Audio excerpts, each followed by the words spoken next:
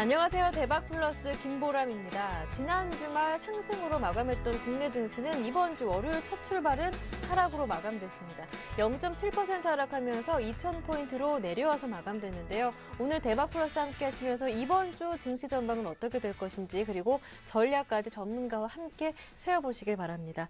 그리고 오늘 고수들의 투자 비법에서 준비한 프로그램 매매 파헤치기도 끝까지 함께 해주시길 바랍니다. 네, 주식 고수들의 핵심 투자 비법을 엿볼 수 있는 대박플러스, 오늘은 센플러스 유창희 전문위원 모셨습니다. 전문가님 안녕하세요. 네, 안녕하십니까. 네, 그럼 잠시 후에 고수들의 투자 비법 시작하기로 하겠습니다. 오늘은 유창희 전문가의 선물 옵션의 오해와 진실이 함께합니다.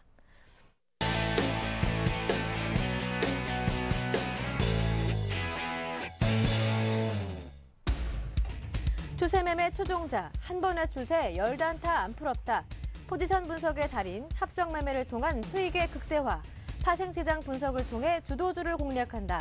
유창희 전문가의 선물 옵션의 오해와 진실, 지금부터 함께합니다. 네, 유창희 전문가의 선물 옵션의 오해와 진실, 먼저 강의 들어가기 전에 여러분 참여하실 수 있는 방법부터 알려드릴게요. 강의 함께 하시다가 궁금하신 점 생기시면 센플러스 홈페이지 와그러글 게시판으로 들어오셔서 질문 남겨주실 수가 있습니다. 여러 전문가분들이 답글 달아주고 계시니까요. 여러분 많이 참여해 보시고요. 그리고 센TV에서 진행하고 있는 증권 전문가 방송 센플러스도 적극적으로 활용해 보시길 바랍니다. 그리고 시청자 퀴즈 진행하고 있는데요. 이번 주부터 다음 주까지 2주간은요.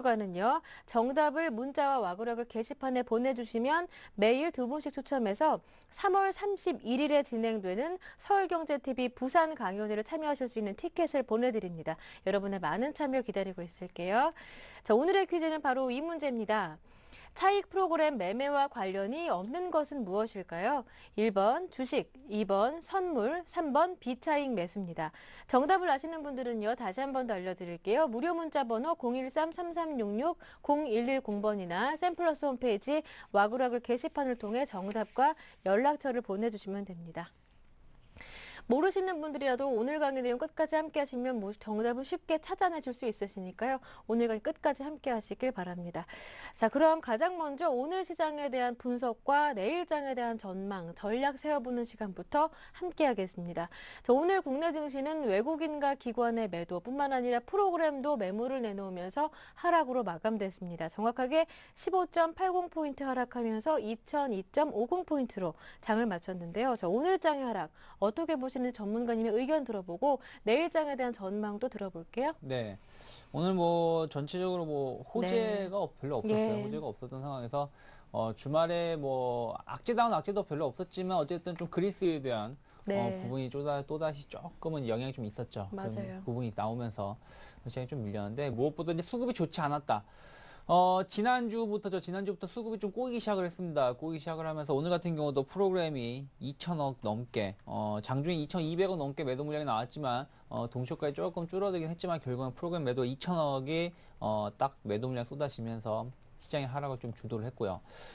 외국인이, 계속 선물시장 쪽에서도 조금 소폭이나마 매도를 보여주고 있고, 주식시장에서 매도를 계속 보여주고 있으면서 시장을 압박을 하면서 밀렸는데, 최근에 보신다 그러면은 뭐 오늘까지 포함해서 아마 4주 연속일 거예요. 네. 4주 연속 월요일에 밀리는 모습을 띄었던 걸 좀 알 수가 있는데, 지난주 월요일에도 시장이 좀 밀리면서, 제가 좀 만기 전략 잡아드렸는데 그대로 잘 하셨다 그러면 한 10배에서 한 7배 정도 수익은 내지 않았나 생각이 드는데 밀리더라도 일단은 현재 구간에서 아직까지는 그렇게 걱정할 필요는 없다고 봐요. 다만 이러한 수급이 꼬이는 부분이 연동이 된다라면 좀 앞으로 안 좋을 수도 있다라고 좀 참고하시면서 오늘 시장은 일단은 뭐 단기적인 악재, 좀 악재라고 하는 게 이제 시장에서 제일 안 좋은 악재는 가격 부담감이거든요. 근데 이제 미국이라든지 유럽 증시가 좀 많이 올라왔던 부분들, 특히 일본 장세도 많이 올랐던 부분이 부담감을 작용을 하면서 우리나라 조정을 받았는데, 내일은,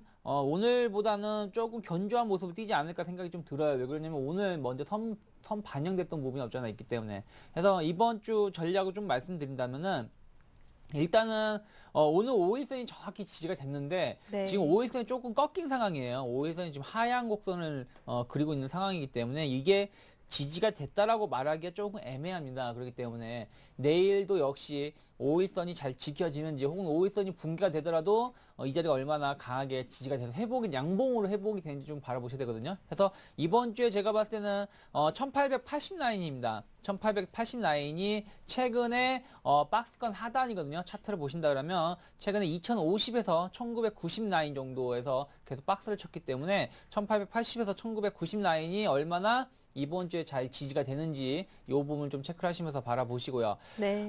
내일 저녁이죠. 내일 저녁에 FOMC 회의가 있을 예정인데 예. FOMC 회의 뭐 결과 내용은 크게 별로 볼 게 없습니다. 제가 보기에는 뭐 3차 양적 완화에 관련돼서도 뭐 코멘트 나오지 않을 거기 때문에 제가 보기에는 FOMC 회의 결과가 중요한 게 아니라 네. 이번 주 목요일하고 금요일에 그러니까 프랑스하고 스페인 이런 나라들의 국채 발행이 대량의 국채 발행을 지금 앞두고 있거든요. 이 부분이 조금 시장에 어떻게 반응을 할지 이 부분에 대해서 시장의 평가가 아마 수요일 오후부터 아마 반영이 될 거예요. 왜 그러냐면은 지금 그리스에 대한 부분이 조금 우려스러운 면이 잠깐 뉴스에 나왔던 부분이 뭐냐면은 그리스 민간 채권이 85% 자발적 교환이 이루어지고 또 강제성을 띠게 될 경우 95.7%라고 말을 합니다. 그런데 강제성을 띈 채권 발행, 채권 교환에 대해서는 아마 국제파생협회에서 보험, 그러니까 CDS 프리미엄 보험 가입한 거에 대한 보험금을 지급을 해야 된다 얘기가 나오고 있어요. 그래서 그게 39억 달러 정도, 32억 달러 정도 되는데요.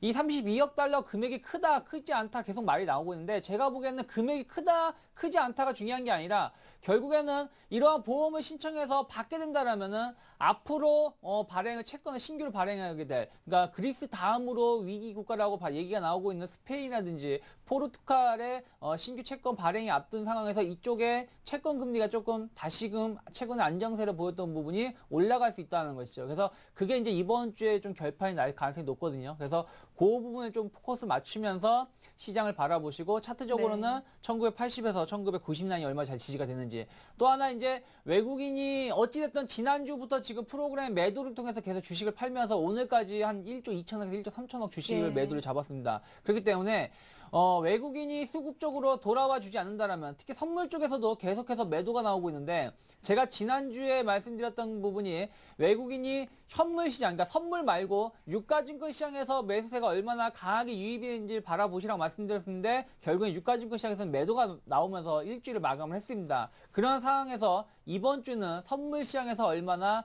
조금 강한 매수가 들어올 수 있는지 그리고 오늘 같은 경우도 보시면 아시겠지만 제가 지난주에 말씀드린 게 만기가 지나고 나서 선물 베이시스가 2.3 이상을 얼마나 유지시켜 주는지를 좀 바라볼 필요가 있다고 말씀드렸는데 2.3이나 2.2 정도를 유지를 중간중 해줌에도 불구하고 프로그램 매도가 꺾이지 못하고 계속 매도 흘러나오고 있습니다. 이 얘기는 무슨 얘기냐면은 지금 엄청나게 초강세 선물 베이시스를 보이고 있는 거나 마찬가지예요. 여러분들 보기에는 2.2 정도나 2.3에서 선물 베이스가 형성되고 있다고 보고 있겠지만 네. 3월 달에도 배당락이 조금 있습니다. 아주 크진 않지만 금융주, 증권주나 뭐 보험, 화재주를 중심으로 해서 몇몇 3월 결산법인의 배당락이 기다리고 있기 때문에 그것까지 감안을 한다면 지금 선물 베이스가 엄청난 초강세임이거든요.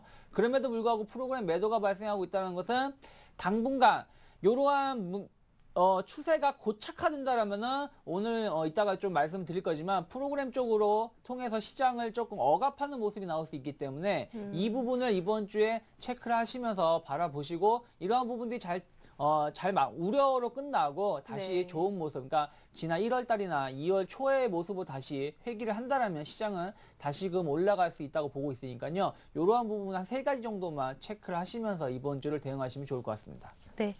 대응 전략 참고해 보시고요. 본격적으로 유창희 전문가와 함께하는 선물 옵션의 오해와 진실 강의로 들어가 보겠습니다. 자, 오늘은 이 프로그램 매매에 대한 강의 완결편 준비하셨다고요? 네, 오늘로서 이제 3번째 시간을 가지고 있는데 이제 그동안 우리가 이제 프로그램 매매의 성격이 무엇인지 그 의미와 함께 같이 여러분들과 공부를 좀 했었는데요. 오늘은 이제 그것이 이제 실전으로 어떻게 적용이 될 수 있는지에 대해서 좀 더 살펴보도록 하겠습니다. 그동안 이제 프로그램은 무엇이냐 잠깐 정리를 하자면은 선물 베이시스랑 연관이 있다. 그래서 선물 베이시스가 콘텐고일 때 프로그램 매수가 들어오고 반대로 백어데이션일 때 프로그램 매도가 발생한다고 말씀드렸는데 이게 콘텐고나 백어데이션이 중요한 게 아니라 그 추세, 강세 베이시스, 그러니까 콘탱커가 조금 더 강세 베이시스로 연결 동작을 계속 올라가 주느냐, 아니면은 약세 베이시스로 흘러내려가느냐가 중요하다고 말씀을 드렸어요. 그래서 그 부분이 프로그램 매수나 매도가 발생할 수 있다라고 말씀드렸고요. 자, 그리고 이제 프로그램 매매에 대해서 차익 매매가 있고 비차익 매매가 있다고 말씀드렸습니다. 그래서 차익 매매란 선물과 현물과의 차이, 선물과 현물과의 가격 차이를 이용해서 시장의 방향성과 관계없이 무위험 수익을 얻는 것이라고 말씀드렸습니다. 그래서 이것은 주식, 그러니까 주식이 현물이죠. 현물하고 선물의 가격을 예상을 해가지고 그거를 통해서 프로그램 매도가 나오든가 매수가 나오든가 하면서 시장을 상승이나 하락을 이끌 수 있다고 말씀드렸습니다. 그리고 이러한 차익 매매, 차익 프로그램 매매하고 전혀 관계없는 것이 무엇이다? 비차익 프로그램 매매라는 것이죠. 비차익 프로그램 매매란 무엇이냐면은 선물하고 연계하지 않고 단순히 시장의 방향성에 의해서, 그러니까 시장 참여자들이, 즉 펀드 매니저라든지 혹은 어떤 기관 투자자 혹은 연기금, 이러한 큰 자금을 갖고 있는 세력들이 앞으로 시장을 좋게 보는지 약하게 보는지에 대해서 판단을 하고 거기에 맞춰서 자금을 투자하는 것이다 라고 말씀을 드렸습니다. 쉽게 설명해서. 그래서 프로그램은 차익 매매하고 비차익 매매가 구분되어 있고, 여러분들이 시장의 방향성을 탐색을 할 때는 비차익 프로그램 매매가 상당히 중요하다. 왜 그러냐면은 전체적으로 프로그램 매매는 코스피 200개의 종목을 한꺼번에 사거나 팔거나 하는데, 특히 이 비차익은 무엇이냐면은 펀드 매니저의 성격, 생각을 좀 더 반영시켜주고 있는 것이기 때문에, 만약에 시장이 올라갔을 때 주도주를 세팅을 해놓고 주도를 중심으로 올린다는 것이죠. 최근에 주가가 끌어올라온 것은 어떻게 보면 IT, 전기전자 업종군은 하나밖에 없습니다. 물론 시장의 고점 근처에 올라오고 있는 거는 건설이라든지 조선철강, 조선 같은 업종군, 중공업 같은 업종군도 있지만, 결국에 시장을 강하게 끌고 올라온 거는 결국 삼성전자라든지 하이닉스, LG전자 이런 몇몇 IT 업종군밖에 없다는 것이죠. 즉 그런 IT 종목군 몇 종목을 설정을 해놔서 그 종목만 계속해서 매수가 들어오거나 매도가 발생하게 해서 시장을 상승시킬 수 있다. 그래서 비차익 프로그램 매매의 종목군들 잘 보신다라면 시장의 주도주를 공략할 수 있다는 것이죠. 그래서 이러한 부분이 비차익이 시장의 방향성이라든지 혹은 주도주를 공략할 때 보다 더 도움을 얻을 수 있다고 말씀드렸기 때문에 차익 매매 쪽도 중요하지만 비차익 프로그램 매매에 좀 더 관심을 갖고 주식을 하신다면 좋은 결과를 볼 수 있을 거라고 말씀을 드렸었습니다. 자, 그리고 이제 차익하고 비차익의 여러 가지가 있는데 HTS를 통해서 우리가 구분할 수 있다고 말씀드렸습니다. 옆에가 보이는 게 이제 왼쪽 편이 차익 거래 관련된 거고 오른쪽이 비차익과 관련된 겁니다. 다만 이 차익하고 비차익의 차이점은 차익에서 두 가지를 몇 가지 정도를 우리가 더욱더 체크를 해볼 수 있다는 것이죠. 차익에서 우리가 체크를 해서 봐야 될 게 있다. 그것이 무엇이냐? 차익 쪽에서 보신다라면 주식 매도라는 게 있고 주식 매수라는 게 있다는 것이죠. 주식 매도라는 것은 무엇이냐면은 약간의 공매도와 관련된 것입니다. 공매도나 신용 대차 거래와 같은 비슷함. 그러니까 먼저 주식을 매도를 하고 그 다음에 저가에 주식을 사가지고 이익을 실현하는 프로그램 성격이 강하고요. 반대로 여기 주식의 매수라는 것은 일명 우리가 말하는 일반 주식의 매수와 마찬가지고 신용과 같은 것입니다. 먼저 주식을 사가지고 그 주식의 가격이 올라갔을 때 비싼 가격에 매도를 해가지고 수익을 구하는 거라는 거죠. 그래서 여기에 이 두 가지가 관점, 성격이 서로 상이하다라는 것이죠. 그렇다면 이쪽을 통해서 많이 늘어나느냐, 반대로 주식 매도를 통해서 많이 줄어드느냐, 주식 매수를 통해서 많이 줄어드느냐에 따라서 시장의 성격이 달라질 수 있다는 것입니다. 그렇기 때문에 프로그램 이 차익 매매 쪽에서는 주식 매수하고 매도라는 게 있고 이거의 성격이 다르다라는 것을 여러분들이 알고 시장을 바라보시면 도움이 될 수 있을 거라고 제가 이제 지난 시간까지 해서 말씀을 드렸습니다. 자, 그러면 여러분들이 보기에 그냥 뭐 단순하게 그냥 프로그램 매수가 들어왔고 매도가 들어왔고 그에 따라서 시장의 방향성을 볼 수 있지 않겠느냐라고 생각을 했는데, 자, 이러한 것을 통해서 우리가 한번 앞으로 발생될 것 혹은 기존에 발생될 것을 되어 왔던 것을 우리가 한번 살펴보자는 것이죠. 그래서 이런 걸 통해서 앞으로 어떻게 진행이 될 수 있을지 요거를 조금 오늘 살펴보면서 마지막 시간을 갖도록 하겠습니다. 자, 먼저 매매 실전 팁입니다. 팁을 보신다면 최대 최소의 규모를 파악을 해서 시장을 전망을 한다. 최대 최소 규모를 파악을 해서 시장을 전망한다라고 말씀드렸습니다. 자, 무슨 얘기냐면 어떤 최대 최소냐면은 차익 매수의 최대치, 차익 매수의 최대치에 도달 시 프로그램은 매도가 발생할 수 있다. 매도가 발생할 수 있다라고 전망을 하고 이럴 때는 어떻게 한다? 시장이 당분간은 기간 조정이거나 혹은 가격 조정이 발생할 걸 가능성이 높다라는 것이죠. 그렇다면은 주식을 하시는 분들은 주식의 비중을 많이 높으신 분들은 잠시 현금화를 하면서 조금 관망할 필요가 있다는 것이죠. 그래서 앞으로의 추세를 결정하면서 매매를 할 필요가 있다는 것이고요. 자, 차익 매도의 최대치에 도달시 반대로 차익 매도의 최대치에 도달시 프로그램 매수가 발생할 가능성이 높고 그렇다면 시장은 당분간 반등을 주거나 혹은 추세 반전을 가능성을 열어놔야 된다. 그렇기 때문에 주식들을 저가 매수를 하면서 약간 매집을 할 필요가 있다는 것이죠. 자, 제가 무엇이냐 즉 앞에서 설명해 드렸을 때 프로그램은 차익 매수 쪽에서는 주식 매도라는 게 있고 주식 매수라는 게 있다. 그런데 여기서 보시면은 금액이 있다는 것, 현재 진행 중인 금액이 있다는 것입니다. 지금 주식 매도 2월 23일인데요. 자, 이거를 오늘 일자로 한번 최신판 데이터를 한번 보도록 하죠. 오늘 일자로 데이터를 좀 보신다 그러면은 자, 오늘 프로그램 동향을 한번 살펴보도록 하죠. 짠짠. 자, 지금 보시면 이게 오늘 일자인데요. 오늘 일자로 보신다면 큰 차이는 없어요. 자, 주식 매도 쪽에 보신다라면은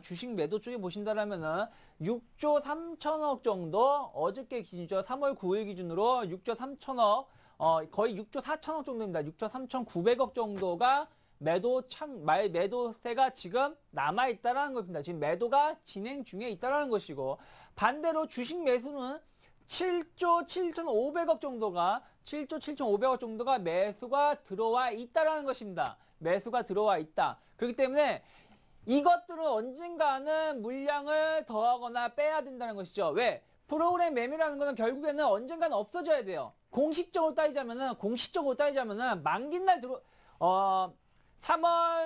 오늘 3월 08일, 그러니까 지난주 목요일이 만기였으면 원래 지난주 목요일에 빵원이 돼야 된다. 양쪽이 다 빵원으로 남아 있어야 돼요. 그리고 나서 다시 차월물 매매를 할 때 이게 다시 매수가 들어오거나 매도가 들어오거나 해야 됩니다. 하지만 그렇게 될 수가 없는 게 이게 계속 빵원이 됐다가 다시 늘어나고 다시 제로가 되고 혹은 마이너스가 됐다가 다시 늘어나는 이러한 모습을 연출시킬 수 없는 이유가 무엇이냐면은 여러분들이 선물을 매매하실 때도 보시면 선물에 뭐가 있냐면은 스프레드 거래, 롤오버라는 게 있다는 것이 롤오버. 즉 선물 쪽에서 오버나이트라고 차월물로 미리 매매를 해놓는 부분이 있기 때문에 그거와 연관이 돼서 이게 움직인다는 것이죠. 그렇기 때문에 이게 제로 베이스에서 시작을 해가지고 제로 베이스로 끝날 수가 없다라는 것입니다. 그렇다면은 이게 연결 동작을 해가지고 선물의 만기가 끝나듯이 혹은 옵션의 만기가 끝날 때 연결 동작을 해가지고 이 수량이 늘어나거나 줄어들거나 여기에 수량이 늘어나거나 줄어들든가 할 수 있다는 것이죠. 그것을 통해서 우리가 시장을 분석하는 것이고 여기에 최대치가 있고 최소치가 있다는 것입니다. 자, 그러면 여기에 어떻게 최대치가 있고 최소치를 구분할 수 있느냐?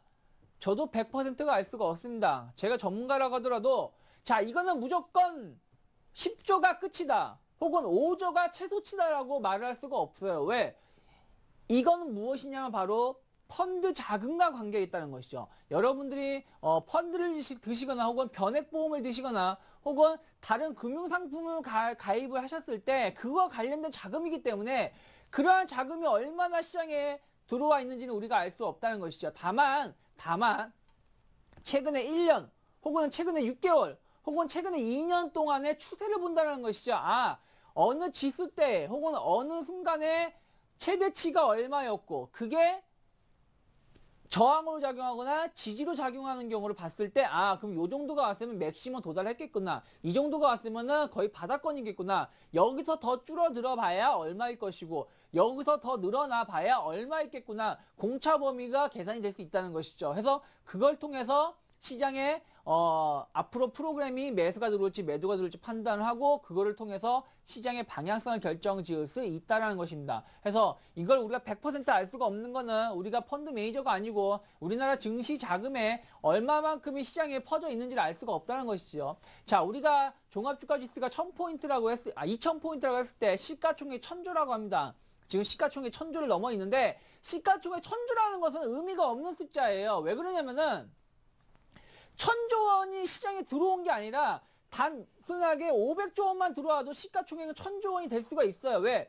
누가 호가를 그만큼 올려주기 때문에 올라갈 수 있는 것이라는 것이죠. 1000조 원이라는 건 언제든지 다시 500조로 빠질 수 있고 800조로 빠질 수 있고 반대로 1000조는 언제든지 다시 1100조로 올라갈 수도 있고 1200조로 올라갈 수도 있는 겁니다. 그렇기 때문에 그거의 규모가 항상 시장에 따라서 총액이 변동이 되듯이 이 펀드, 이 자금도 계속 그때 시장의 방향, 시장의 위치에 따라서 평가 차익도 달라질 수 있고 금액도 달라질 수 있습니다. 그렇기 때문에 예를 들어서 이런 거죠. 7조 7,500억이 매수가 유입이 되어 있는데 지금 시장은 고점에 놓여 있잖아요. 고점에 놓여 있기 때문에 이거의 평가 차익은 평가를 따지자면 7조 원이 더 넘겠죠. 그렇기 때문에 우리가 이것이 꼭 제로 베이스로 갈 수는 없다라는 걸 좀 판단하시고 다만 이거를 통해서 추세를 알 수가 있고 그를 통해서 우리가 시장의 방향성을 예측할 수 있다라는 것을 좀 참고를 하셨으면 좋겠습니다. 자, 그래서 최근에 보니까 자, 이게 이제 엑셀인데요. 2월 달까지 동향입니다. 2월 24일까지 동향인데 재작년 12월 15일입니다. 재작년 12월 15일서부터 올해 2월 24일까지의 프로그램 동향인데 자, 보신다면 여기서 빨간색은 무엇이냐면은 빨간색은 매수입니다. 매수고요. 파란색은 당연히 뭐겠어요? 매도라는 것이죠. 매도. 즉 무엇이냐면은 빨간색은 차익 매수가 얼마만큼 들어왔었는지 최대 얼마만큼 들어왔었고 최대 얼마만큼 빠졌었는지를 표시해 주는 것이고요. 그리고 파란색은 차익 매도가 얼마만큼 들어왔었고 얼마만큼 빠졌었는지를 표시해 주는 그래프입니다. 그렇기 때문에 여러분들이 그 부분을 좀 체크를 하시면서 바라보시면 좋을 것 같습니다. 자, 그러면 가만히 보시면은 특성이 있어요. 특성이 있는데 무슨 특성이 있냐면은 자, 중간에 보면은 차익 매수하고 매도하고 상당히 많이 벌어져 있는 경우가 있습니다. 이런 식으로 벌어져 있는 경우가 있어요. 이런 식으로 벌어져 있는 경우가 있고 이렇게 벌어져 있다가 다시 이게 어떻게 된다? 줄어드는 성격을 가지고 있다는 것이죠. 줄어드는 성격을. 즉 매도하고 매수가 벌어져 있다는 얘기는 뭡니까? 어느 쪽에서 매도가 많이 늘어나든가 반대로 매수가 많이 늘어나든가 하면서 이 범위가 확 벌어진다는 것이죠. 즉 그렇다면은 그쪽을 통해서 시장이 움직였을 것이고 그 다음에 이게 일정한 수준 이상 벌어졌을 때는 다시금 축소가 된다는 것이죠. 왜? 일반 메이저들도 외국인들도 주식을 계속해서 갖고만 있지는 않아요. 일정한 수준 가격이 올라오게 되면은 이익 실현한다는 것이죠. 이익 실현을 하면서 기존에 있던 주식을 정리를 하고 새로운 다른 종목으로 포트를 재편성한다는 것이죠. 리밸런싱 한다 그러죠. 그래서 그렇게 편입을 해가지고 다시 수익을 냅니다. 그냥 삼성전자가 오늘 조금 빠졌지만 지난주 금요일에 최고가로 마감을 했습니다. 영원히 갈 것처럼 보이죠. 뭐 펀드 매니저 어떤 증권사에서는 뭐 150만원, 170만원, 160만원 떠드는 증권사가 있습니다. 하지만 그게 200만원 같이 300만원 같이 아무도 모르는 겁니다. 그리고 내일 당장 200만, 300만원 영원히 가지는 않는다는 것이죠. 제가 삼성전자 평가를 무시하는 게 아니에요. 주도주는 언제든지 바뀔 수 있습니다. 작년 초반까지만 해도 현대차가 계속 올라왔습니다. 30만원, 40만원 갈 것처럼 보였어도 결국에는 20만원대에서 가격이 형성이 됐고 지금 거기서 계속 박스를 그리고 있습니다. 즉 이들도 외국인들도 주식을 무조건 갖고 있진 않아요. 아무리 어떤 종목 삼성전자가 150만원을 간다고 하더라도 그 150만원이 다음 주 당장 다음 달 당장 가는 게 아니라 연말이나 혹은 내후년 정도로 보고 있기 때문에 지금 주식을 굳이 갖고 있을 필요가 없을 수도 있다는 것이죠. 그렇다면 약간 차익 실현 매물이 쏟아질 수도 있다는 것입니다. 꼭 삼성전자만 놓고 말하는 게 아니에요. 얘를 다른 종목군도 마찬가지라는 것이죠. 그렇기 때문에 그러한 부분이 어느 정도 자기가 생각하는 것만큼 이익이 발생했을 때는 반대로 걷어들이면서 약간 프로그램의 차익 잔고나 매도 차익 잔고를 조금 맞추는 경향이 있다는 것이죠. 그래서 지금 보신다라면은 일정한 부분에 맥시멈 가격이 있고 미니멈 가격이 있다는 것입니다. 자, 가만히 보니까 그걸 제가 설정을 해봤는데, 자, 빨간색을 먼저 보시도록 하죠. 차익 매수는 가만히 보니까 보통 9조 원 이상, 9조에서 10조 정도 이상을 넘어가질 않는다라는 것이죠. 9조에서 10조 정도를 넘어가질 못한다라는 것이죠. 차익 매수는 보통. 그걸 알 수가 있고, 대신에 빠지더라도 차익 매수가 줄어든다고 하더라도 5조 원 이상 줄어들지 않는다는 것입니다. 5조 원 이상 줄어들지 않는다라는 것이죠. 그렇다면은 그러면 차익 매수가 최근에 한 1년 넘게 추세를 보니까 9조 원 정도에서는 9조 원 정도까지 늘어나게 되면 9조 원 정도까지 늘어나게 되면은 더 이상 많이 늘어나기 좀 힘들구나, 조금 줄어드는 경향이 있구나라는 것을 살필 수가 있고요. 반대로 차익 매도 쪽을 보신다라면은 11조나 혹은 10조 정도, 10조 5천억에서 11조 5천억 정도까지 늘어나, 그 정도가 맥시멈 늘어나고, 그 다음에 줄어들 때는 역시 7조에서 5조 원 정도까지도 줄어들 수 있다라는 우리가 힌트를 얻을 수 있다는 것이죠. 그리고 나서 요거의 차이가 가장 많이 벌어지게 됐을 때가 다시 벌어지게 되면 다시 같아지는 쪽이 오고, 이 같아지고 나서 다시 늘어나게 되는 모습을 볼 수 있다는 것을 여기서 대충 파악할 수 있습니다. 그렇다면 여기서 종합주가지수가 어떻게 움직이는지 한번 살펴볼 필요가 있겠죠. 자, 이걸 한번 살펴보신다면, 자, 2010년 12월부터 2011년 3월 초까지, 즉 3개월 동안입니다. 이때 당시에 3개월 동안 프로그램 동향을 한번 살펴보죠. 자, 아까 여기서 같아졌었죠? 보신다면 여기서 같아진 거 여기 1A, B, C, D라고 보세요. A, B, C, D 중에서 지금 A를 한다고 보십시오. A를 한다고 봤을 때 A 지점, 즉 언제? 작년이죠. 작년 1월 말 정도죠. 1월 말 정도에 이게 같아졌습니다. 어디서 같아졌냐면 약 한 8조 원 정도에서 금액이 비슷하게 형성이 됐었어요. 8조 원 정도에서 한 2주 가까이, 길게는 한 달 가까이 형성이 됐었죠. 자, 이때는 어떻게 된다? 자, 박스가 형성이 된다는 것이죠. 박스가. 왜? 시장의 프로그램이 더 이상 늘어나거나 줄지 않으니까, 혹은 줄거나 늘어나지 않다 보니까 어떻게 된다? 여기서는 혼조세를 띈다는 것이죠. 혼조세를 띠니까 어떻게 되겠어요? 시장도 역시 옆으로 기간 조정을 주는 모양을 띠고 있다는 것이죠. 그리고 나서 일정한 부분이 결과가 발생하고 나서 뭐예요? 프로그램 매도가 급격히 증가하고 프로그램 매수도 역시 줄어들고 있다는 것이죠. 자, 그렇게 되니까 프로그램 매도가 급격히 증가한다. 매도가 많이 나온다는 얘기 무슨 얘기예요? 시장을 안 좋게 보고 물량을 계속 던진다는 얘기죠. 던지니까 뭐예요? 시장이 빠진다는 것이죠. 네. 그러니까 빠졌다는 것이죠.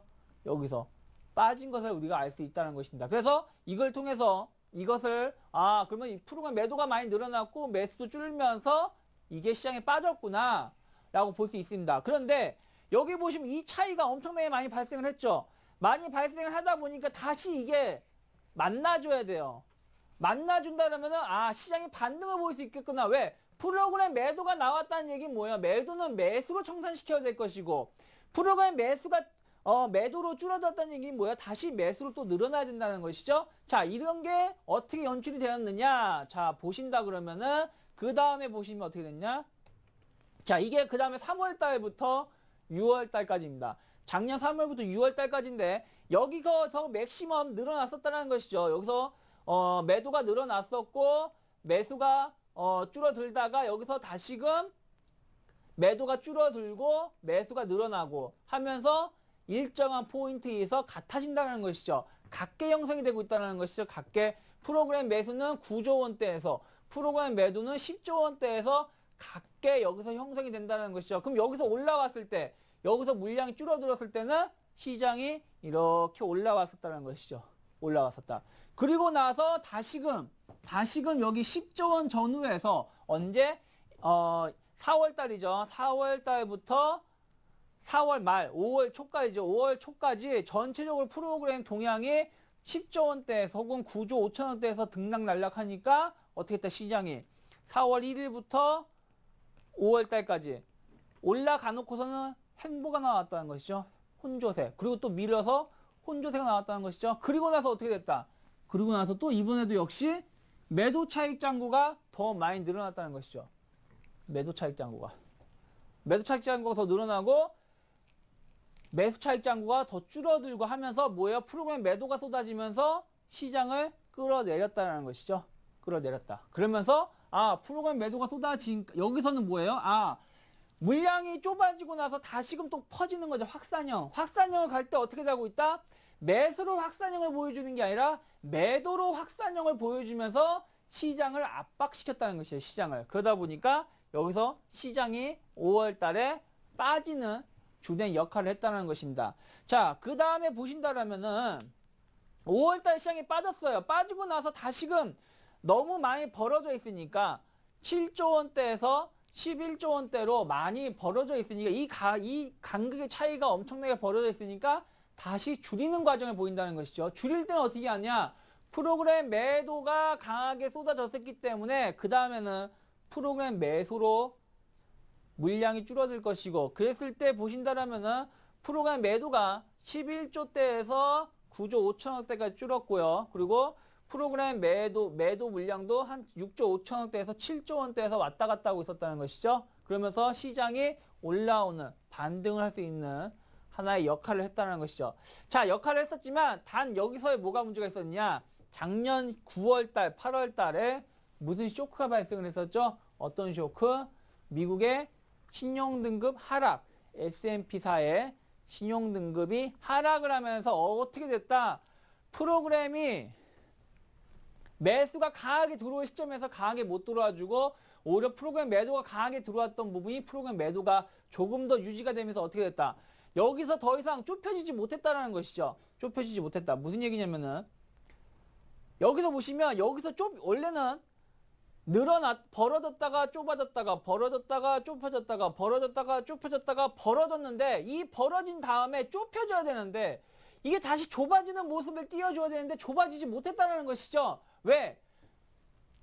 미국의 신용등급 하락에 의해서 또 하나 유럽의 신용 리스크에 의해서 외국인이 주식을 프로그램 매도를 강하게 하고 난 다음에 아직도 걷어들이지 않았다는 것이죠.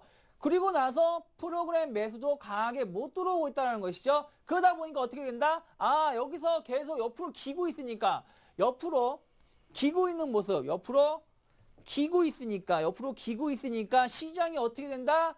전체적으로 박스권, 추세 없이 박스권을 띄웠다는 것이죠. 요 구간인데 여기서 보신다 그러면은 작년 한 9월달, 8월달부터 8월 중순부터 12월 때까지 보시면은 한 1900포인트, 1900포인트에서 1750에서 1700 사이를 계속 박스, 약간 진폭이 큰 박스를 그려왔는데 그러한 박스의 요인이 무엇이다?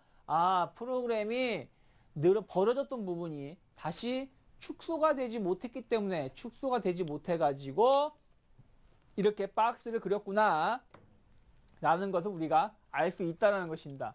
자, 이렇게 축소가 된 다음에 보신다라면은 어떻게 됐어요? 줄어들었죠. 언제까지? 언제부터? 10월 말서부터 12월 때까지 12월 초 중순까지 급격히 줄어듭니다. 급격히 줄어들고 나서 이게 다시 같아지죠. 같아지고 나서 시장에 다시 늘어나는 모습을 띠고 있습니다. 깨끗하게 그려지냐면 10월 말서부터 12월 중순까지 줄어들고 그리고 같아지고 한 달 정도 있다가 다시 벌어지는 역할. 그러면서 어떻게 됐다? 여기서 진짜 1년 만에, 와, 진짜 1년 만에 프로그램 매수가 매도를 능가시키는 프로그램 매수가 매도보다 더 많이 늘어나는 모습이 연출되었었다라는 것이죠. 자, 그래서 이걸 보니까, 자, 지금 동향을 보시면 되겠죠. 최근의 동향을 보신다면, HTS를 통해서 보신다면은, 자, 여기 보시면 요건데요. 요건데, 12월 13일입니다. 12월 13일부터 1월 12일까지 한 달 정도 옆에서 기어가는 모습, 즉 같은 모습을 띄고 있다가 그 다음에 뭐예요? 프로그램 매수가 확 늘어나죠? 어디까지? 8조 8천억까지. 거의 9조 원까지 늘어납니다. 네. 9조 원까지 늘어나고 프로그램 매도가 6조 원까지 줄어들죠? 그러면서 뭐야? 이 얘기는 무슨 얘기입니까? 프로그램 매도가 7조 5천억에서 6조 2천억이라면은 차익 매도 쪽에서 매도에서 매수가 얼마가 들어온 거냐면 약 1조 4천억이 들어온 겁니다. 4천억 매수가 들어온 거고요. 그리고 차익 매수가 어디? 7조 2천억에서 차익 매수가 7조 2천억에서 9조 원까지 늘어났다는 얘기는 무슨 얘기냐면 약 2조 원 정도가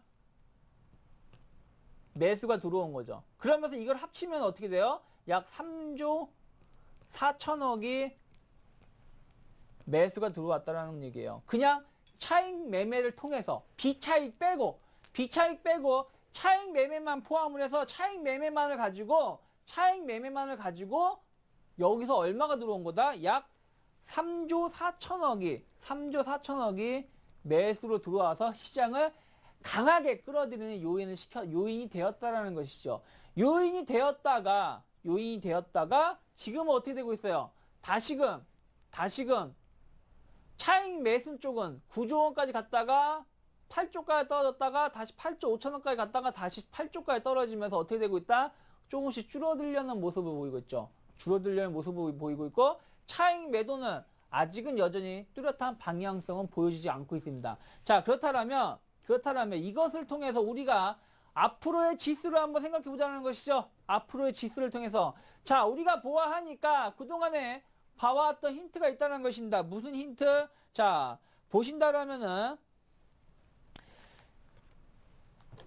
차익 매수하고 매도하고 금액 차이가 많이 벌어집니다. 많이 벌어지다가 다시금 줄어든다는 것이죠. 일정한 부분 회귀한다. 줄어드는 모습을 보여준다는 것입니다. 언디처럼 A, B, C, D처럼 말이죠. 자, 그런데 여기서 이 줄어드는 기간이 한 달 남짓 됩니다. 한 달 남짓. 제가 이 자료는 저희 클럽 자료에 올라와 있으니까 클럽 자료를 다운받으시면 보실 수 있겠지만 한 달 가까이 진행이 되고 나서 다시 늘어난다는 것이죠.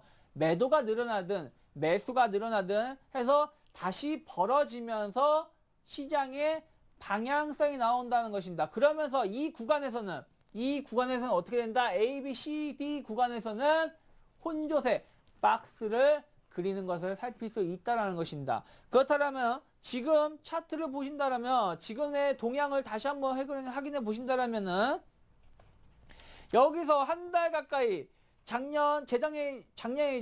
2011년 1월 달부터 2011년 2월 달까지 약 한 달 가까이 박스를 그릴 때 여기서도 박스를 그렸죠. 박스를 그리고 나서 아래로 방향을 틀어냈고요. 자, 그리고 나서 그 다음에도 역시 2011년 4월 달부터 2011년 5월 달까지 한 달 정도 여기서 다시 좁아지고 났을 때 그 다음에 방향이 나왔다는 것이 여기서도 보면은 박스를 그리다가 올라가고 또 박스죠. 전체적으로 혼조세를 띄었었던 겁니다. 여기서 혼조세를 띄었었다. 그래서 여기서 혼조세를 띄었었기 때문에 그 다음에 또 추세가 발생했다는 것을 알 수 있고요. 또 하나가 그 다음에 보신다면 마찬가지죠. 2011년 7월 달부터 8월 달까지 한 달을 좁게 박스를 쳤을 때 여기서 또 박스죠. 박스가 나와서 그 다음에 추세가 나왔다는 것입니다. 마찬가지고요. 여기서도 한 달 정도 이상 박스가 박스가 진행이 되고 나서 박스가 진행이 되고 어떤 추세가 나왔다는 것입니다. 자, 그런데 여기서 또 힌트가 있어요. 힌트가 있다. 무슨 힌트가 있느냐? 자, 보시면 이 구간이 벌어져 있는 구간이 있고 만나는 구간이 있어요. 만나는 구간이 있고 벌어져 있는 이렇게 넓게 형성이 되어 있는 경우가 있습니다. 이렇게 넓게 형성이 되어 있는 구간에서는 진폭이 조금 크게 발생을 합니다. 진폭이. 즉 언제냐면은 바로 작년 4월달 같은 경우 진폭이 이게 만나 있는 게 아니죠. 그러니까 여기서도 변동성이 좀 크게 발생하는 거 볼 수 있고, 그리고 작년 9월부터 12월 사이죠. 9월부터 12월 사이에 진폭이 이 관계가 크게 발생하다 보니까 여기서도 박스가 조금 크게 발생하는 종합주가 지수의 박스권이 좀 크게 발생하는 걸 살필 수 있어요. 그렇다면 지금은 어떠냐 이 말이죠. 지금은. 자, 지금 보니까 무엇이다? 7조 8천원, 그러니까 8조 원 정도, 매수 차익 잔고 8조 원 정도에서 계속 한 달 넘게 움직이고 있었고, 매도 차익 잔고는 6조 원대에서 한 달 넘게 움직이고 있었다는 것이죠. 한 달 넘게. 그러다 보니까 지금 박스가 어떻게 진행이 되고 있다. 박스가 만나진 못했지만 약 1조 원 정도, 1조에서 1조 5천억 정도의 차이가 발생해서 움직이고 있는데, 여기서 어떻게 됐다? 박스가 지금 1월 달부터 지금까지 박스가 진행이 되고 있다는 것이죠. 진행이 되고 있는데, 다만 이 박스의 진폭이 2050포인트서부터 1980 정도, 그러니까 약 한 70포인트 정도 놓고 박스가 진행이 되고 있다는 것이에요. 그렇다면 앞으로 제가 오늘 뭐라고 했습니까? 제가 오늘 시황에서 말씀드린 게 뭡니까? 선물 옵션 만기가 지난 3월 8일에 끝났습니다. 3월 8일에 선물 동시 만기가 끝난 상황에서 앞으로 프로그램 매매가 매수 쪽으로 들어올지 매도 쪽으로 들어올지 저도 잘 모르겠어요. 다만 이 부분이 만약에 늘어나는 부분을 간다라면은 시장은 조금 변동성이 나오면서 추세가 나올 가능성이 높습니다. 나올 가능성이 높은데, 지금 어찌되었든 프로그램 매도가 진행이 되고 있습니다. 프로그램 매수가 들어오는 게 아니라 매도가 나오고 있다. 이 매도가 나오고 있기 때문에 이 프로그램 매도가 만약에 고착화된다라면은, 즉 일별 차익 잔고에서 지금 보시면은 프로그램 매수의 동향이 9조 원을 찍고, 9조 원을 고점을 찍고 나서 뭐가 되고 있어요? 내려오고 있잖아요. 내려오고 있고, 매도 차익 잔고 여기서 다시 조금 늘어나려고 하는 6조 원대에서 7조 원대로 늘어나려고 하고 있다는 것이죠. 이 얘기는 무슨 얘기다? 프로그램 매도가 많게는 2조 원 정도는 언제든지 물량이 쏟아질 수 있다는 것이에요. 그래서 7조 원대, 왜? 작년 5월 1월 달이죠. 5월 1월 달에도 7조 원대에서 애들이 균형을 한번 잃었었거든요. 그러면 여기까지도 프로그램 매도가 발생을 한다면 2조 원이 프로그램 매도가 언제든지 쏟아질 수 있고, 그렇다면 시장은 약간 충격을 받을 수 있다는 것입니다. 그렇다고 해서 시장이 크게 꺾인다는 건 아니에요. 크게 꺾인다는 건 아니지만 최근처럼 하루에 2, 3천억씩 프로그램 매도가 쏟아진다면 최소한 종합주가 지수는 이번 달까지 아니라 다음 달 중순까지, 다음 달 만기까지 해가지고 어디까지? 1차로 1920포인트까지는 언제든지 열려 있다는 것입니다. 1920포인트까지는 언제든지 하락의 폭이 열려 있기 때문에 앞으로의 프로그램 매매 동향이 상당히 중요해질 수 있다는 것입니다. 그래서 제가 지난주에 말씀드린 게 프로그램 매매 동향이 상당히 중요하니까 프로그램 쪽에서 선물 베이시스가 어떻게 유지가 되는지를 좀 바라보셨으면 좋겠다고 말씀드렸고, 오늘도 역시 선물 베이시스가 얼마나 강세를 유지함에도 불구하고 프로그램 매도가 나오고 있는데, 이 부분이 어떻게 잘 처리가 되는지를 체크해달라고 말씀드리는 게 그 부분이라는 것이죠. 즉 무엇이다? 이건 무엇을 통해서 예측을 할 수 있는 거냐면은, 프로그램 매수가 최대 얼마만큼 들어올 수 있고, 촉은 최대 얼마만큼 빠질 수가 있고, 반대로 프로그램 매도가 최대 얼마만큼 매도 물량이 나올 수 있고 최소 얼마만큼 빠져가지고 유지가 될 수 있는지를 가지고 우리가 시장을 분석을 하고 또 그 부분이 현재 어떻게 됐고 현재 매도가 늘어났는지 매수가 늘어났는지를 보고 나서 앞으로 매도가 늘어날지 매수가 늘어날지를 파악할 수 있다는 것이죠. 그리고 또 하나 힌트를 좀 보신다라면 또 하나 힌트를 살펴보신다라면은 자 보시면은 이게 마지막 힌트인데요. 자 여기서 만나는 구간이죠. 만나는 구간에서는 전체적으로 만기를 한 달 앞두고입니다. 여기 4월달, 1월달이잖아요. 1월달에 만났잖아요. 이게 늘어날 때 언제입니까? 만기가 지나고 나서 늘어나는 거죠. 그러니까 만기가 지나고 나서 추세가 나온 겁니다. 그리고 나서 다시 또 줄어들죠. 줄어들 때는 또 뭐예요? 이 만기 구간이라는 거죠. 만기 한 달 앞두고 나서, 즉 무슨 얘기냐면 만기를 한 달 앞두고 나서 혹은 만기가 지나고 나서 한 달 동안 늘어나든가 줄어든 수렴이 형성이 된다는 것입니다. 둘 중에 하나에서. 그렇다면 지금 만기가 지난 상황에서 수렴이 형성이 되고 있기 때문에 차익 쪽에서 수렴이 형성이 되고 있기 때문에 이러한 부분이 거의 마무리 단계 됐다. 그러면서 종합주가 지수도 어떻게 되겠다? 종합주가 지수 역시 기간 조정을 보여줬기 때문에 기간 조정이 마무리 국면에 들어갔고 여기서는 위아래 방향성이 많이 나올 수 있으니까 추세로 발생할 수 있습니다. 그동안 박스가 발생을 했지만 앞으로는 추세가 발생할 수 있다. 그렇기 때문에 이 부분을 참고를 하시면서 프로그램 동향을 실전적으로 여러분들이 앞으로 대입을 해보시면 좋은 결과가 있지 않을까 싶어요. 지지난 만기 때도 제가 만기 전략을 잡아드리면서 그대로 하셨다 그러면 한 4,500% 수익이 나오셨을 수 있을 것이고요. 잘하면 콜 쪽에서도 한 1,000% 이상 나왔겠고요. 이번 만기 때도 전략을 잘 잡아드렸습니다. 그대로 행하셨다 그러면은 분명히 한 1,000% 이상 수익이 나오셨을 수 있어요. 1000%나 800% 이상 10배에서 8배 수익이 나왔을 겁니다. 제가 분명히 만기 전 그 월요일에 뭐라 그랬냐면 녹화 방송 보시면 아시겠지만 다음날 양 2효과를 하겠습니다.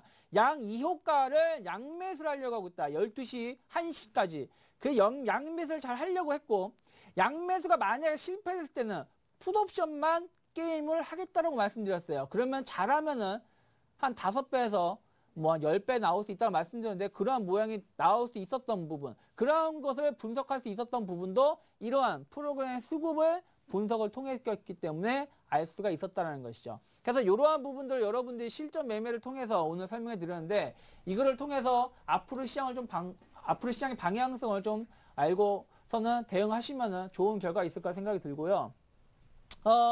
다음 시간이 마지막 시간입니다. 대박 플러스 다음 시간에 제가 마지막 시간인데 다음 시간에는 그동안 배웠던 거 선물 베이시스라든지 선물 미결제 약정이라든지 프로그램에 대해서 이걸 한꺼번에 묶어가지고 어떻게 게임을 진행할 수 있는지 그동안에는 하나하나 A, B, C로 나눠서 대응을 했었는데 앞으로 이걸 어떻게 묶어서 한 달 혹은 6개월치, 3개월치를 이끌어 갈지에 대해서 간략하게 정리를 해드리는 시간 가질 테니까 다음 주 마지막 시간에도 좀 관심 있게 봐줬으면 좋겠습니다.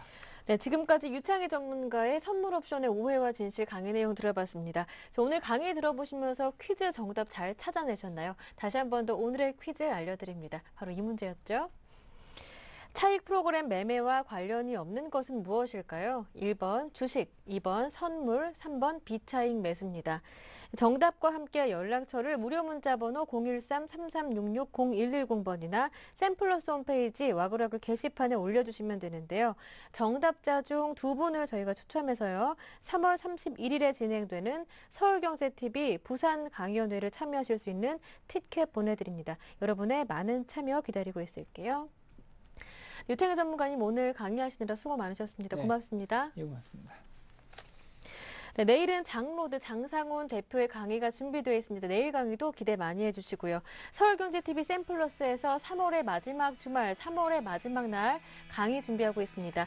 네, 부산에서 강연회를 개최하는데요. 2012년 증시 대전망이라는 주제로 진행되니까요. 여러분 많은 참여와 관심 부탁드립니다. 저는 여기에서 인사드릴게요. 함께해 주신 여러분 고맙습니다.